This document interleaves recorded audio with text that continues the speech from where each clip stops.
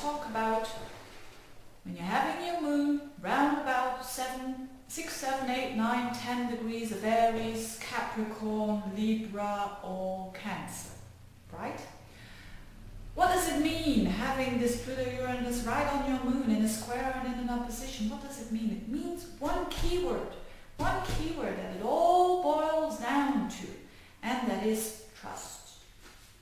Trust. It's all about trust. Why is that? The moon is about our emotions, right? And it's about a good moon or a highly dignified moon is very nurturing and is feeling at ease and is feeling very comfortable and it has trust in life, right? When Pluto-Uranus is on that moon, it means it's going to have a shake-up. It means that your emotions, your emotional architecture should change. It should go to a new moon on a higher level. It doesn't depend, it has nothing to do with highly dignified or not.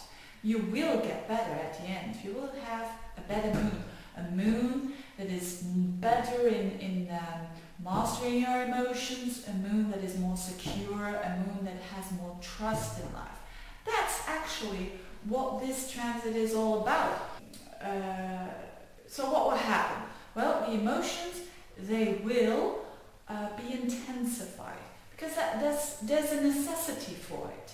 You have to, because things that may be going on for years and years, emotions, relationships, fears, because it's also Pluto-Uranus really do want to say to us, face your fears. So fears when it concerns emotions, and it doesn't really matter where it comes from. It could be traumatic experiences when you were a child. It could be, I don't know, a bad relationship for years and years, and you don't want to get out because you don't want to change. You don't want to get out of the comfort zone. But so it could be anything, and it could be what for you is a challenge can be for me a piece of cake, and the other way around.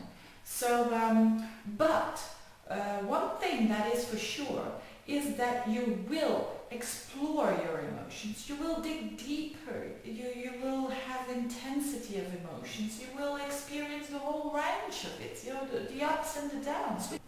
But with this transit, especially for those who have moon in Capricorn, it's going to be very challenging because this transit is saying to you, you have to open up your emotions. You have to show them, and it will, for the best. Whether you like it or not, it will change. Because it is hidden, Pluto is hidden, is about stuff that is hidden. It will come into the surface. Sometimes it's several years, sometimes it's alright. That depends on who you are.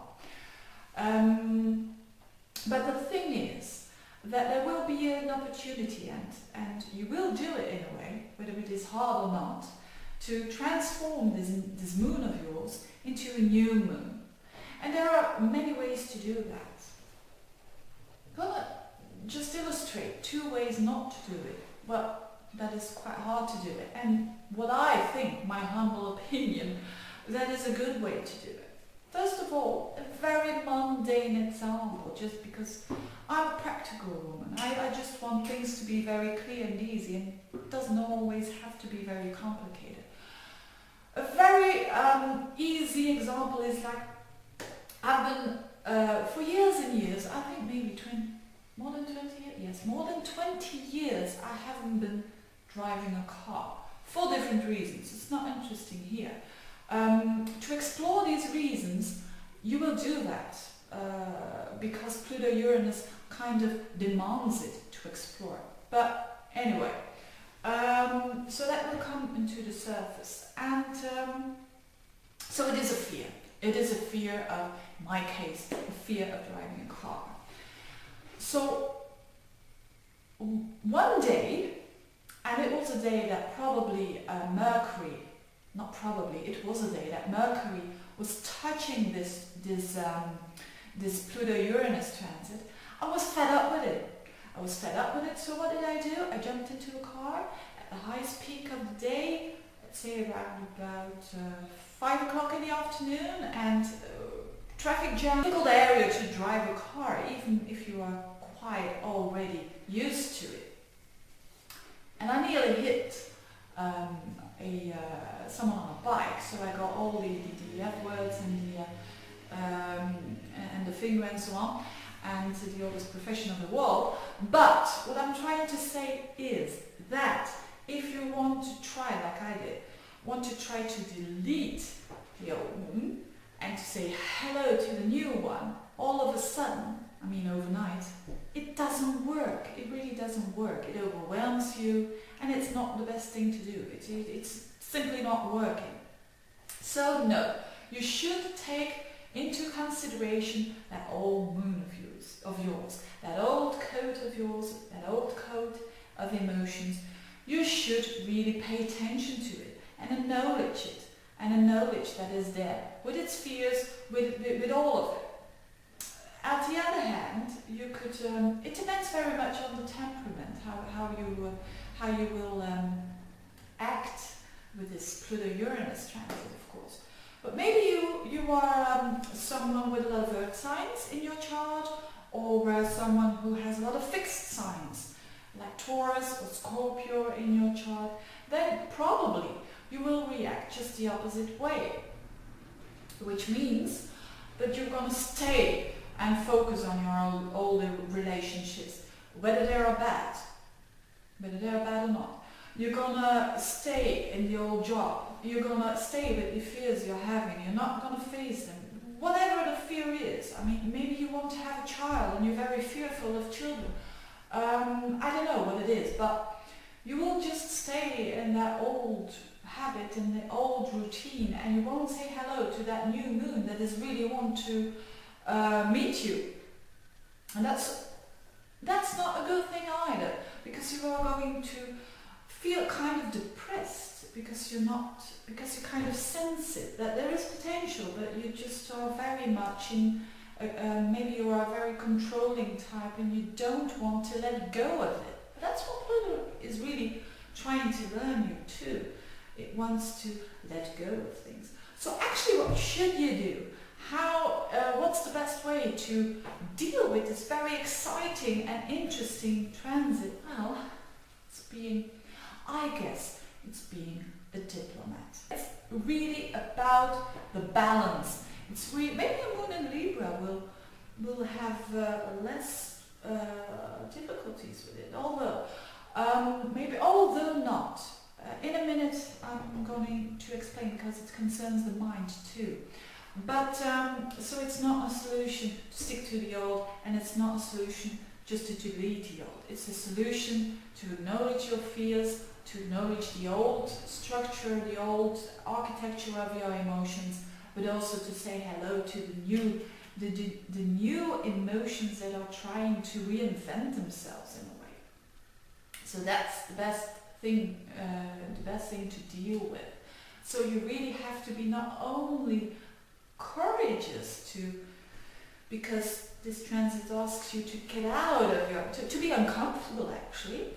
It's asking of you a lot of willpower to do it, but on the other hand, it's also asking of you a lot of peace, like saying, I let go of it, I trust that whatever that new moon is going to be, I trust that it's going to be good. And astrology can really help you with this, because you will know exactly when this transit is going to end, so you will have a little bit of hope, hopefully, at the end of the tunnel. You see some light at the end of the tunnel, and you can really see when the peaks are going to come, and try not, like I did, jump into a car and almost hit someone. It's really helpful because it gives you kind of a sense of control. When you are someone who really likes the control in your life, it gives you this explanation of how it works. So, but that's basically it. It's an ideal. It's the ideal moon of yourself that is right there at the end of the transit, and you know it and you sense it. But it's a process. You must have some patience. I'm just checking my notes, but I think that I said the most that I wanted to say. Just check. You ever put on your glasses instead of...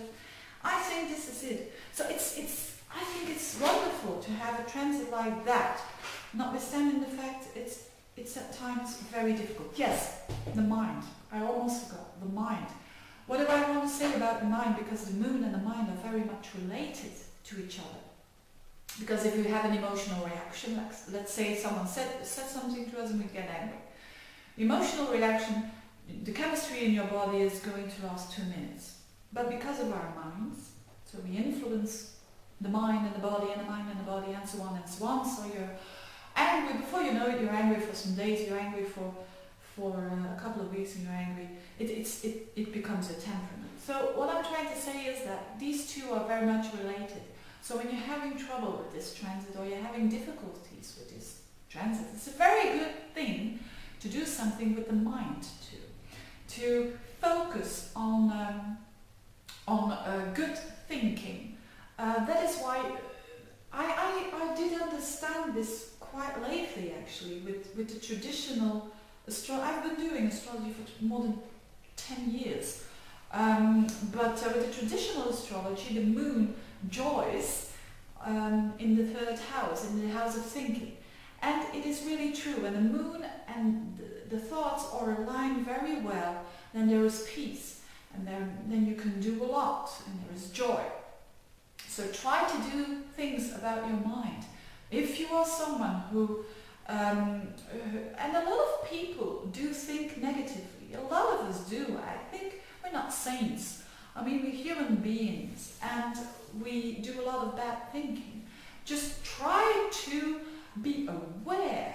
If you only can be aware of the fact that you're thinking badly, that's already an insight in itself. But try to reconstruct it. Try to focus on that new moon. Try to have positive thoughts when it is. So don't try to anticipate too much. When you're someone who's quite fearful or someone who hates to lose control, then it is a good thing to do, to concentrate on the mind, maybe to do some meditation. I haven't got any experience on that, but I think it's a good thing to do meditation, because that really puts that moon out of yourself, and you kind of, because it's a really difficult thing when you're in the middle of emotions, in the middle of the process, to just, it's very easy to say so, to just step out of it and look at it. It's very easy to say so, but it's not going to help you when people are just saying it. You have to really experience it, that you kind of can be a bit objective about what is happening. And it's really not going to help you either when people are going to say to you, probably, you just should go, if you have fear of something, just go for it. It's not the thing to say actually to people who have this Pluto-Uranus transit, because it's not working that way. It's working with patience, it's working with opening the heart for your emotions, opening the heart for your emotions. It's a strange sentence, but that's how I feel it. It's really having trust and really try to align with the universe, with the cosmos, with God, with no matter how you want to call it, but you kind of sense that with the Pluto-Uranus transit, on whatever personal planet it is, you have quite of a feeling that there is something better at the end of the ride. And there is. I can assure you of that, I can assure you. And so that's basically it, I think.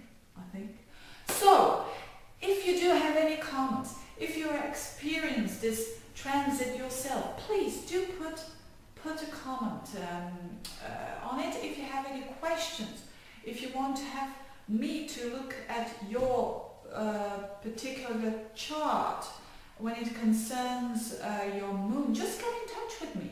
And don't forget, really apply the information, apply the knowledge of this transit, and get the information, get it and apply it. That's basically it. And thank you very much for your attention.